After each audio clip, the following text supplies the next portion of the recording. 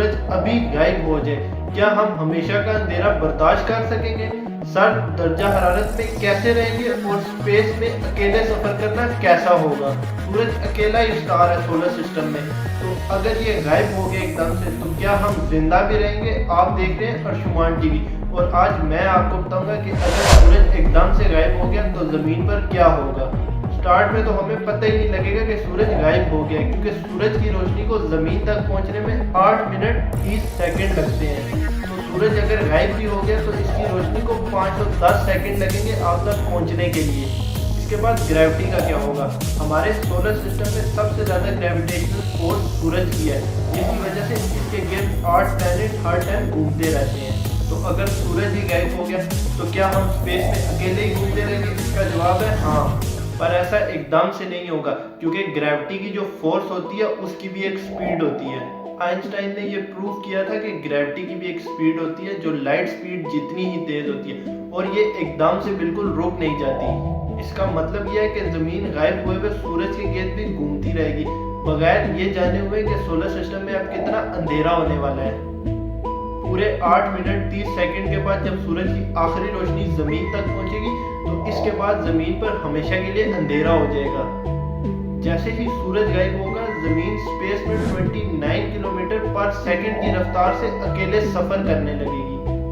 फर्ज करें कि जमीन अगर किसी प्लैनेट से न टकराई या स्पेस में किसी ब्लैक होल में ना फंसी तो ये अगले 40,000 सालों तक एक स्ट्रेट लाइन में सफर करती रहेगी।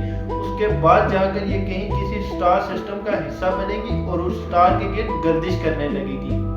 पर हमें इस बात की फिक्र करने की जरूरत नहीं है, 2 सेकंड के अंदर चांद पर बिल्कुल अंधेरा हो जाएगा, क्योंकि चांद पर सूरज की रोशनी रिफ्लेक्ट नहीं करेगी, जिसकी वजह से चांद चमकता है।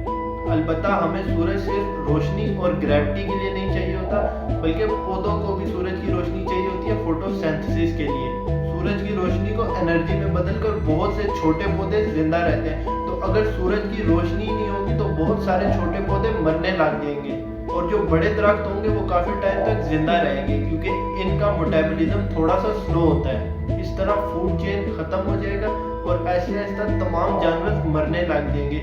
गिद्ध जो लाशें खाएंगे सिर्फ वो जिंदा रह जाएंगे, लेकिन बाद में ठंड की वजह से वो भी मरने लगेंगे, क्योंकि पहले हफ्ते में जमीन का टेम्परेचर एवरेज 0 डिग्री सेंटीग्रेड तक चला जाएगा और पहले साल के आखिर तक ये गिरते गिरते -150 डिग्री सेंटीग्रेड पर आ जाएगा, जो आहिस्ता आहिस्ता -400 डिग्री पर जाकर रुकेगा। समंदर भी जम जाएगा, लेकिन सिर्फ सतह पर, क्योंकि समंदर के अंदर जियोथर्मल वेंट्स इसको अभी भी गर्म रखेंगी। तो अगर आप किस्मत से जिंदा रह गए तो आपको समंदर के अंदर रहना पड़ेगा। आखिर में वही जानवर जिंदा रहेंगे जो इस जियोथर्मल वेंट्स के पास रह रहे होंगे, क्योंकि इन्हीं जानवरों को जिंदा रहने के लिए सूरज की रोशनी नहीं चाहिए होती। ये जानवर अगले लाखों सालों तक यहीं पर रहेंगे, जब तक जमीन बर्फ का एक पत्थर नहीं बन जाती जो स्पेस में अकेले सफर कर रही होगी।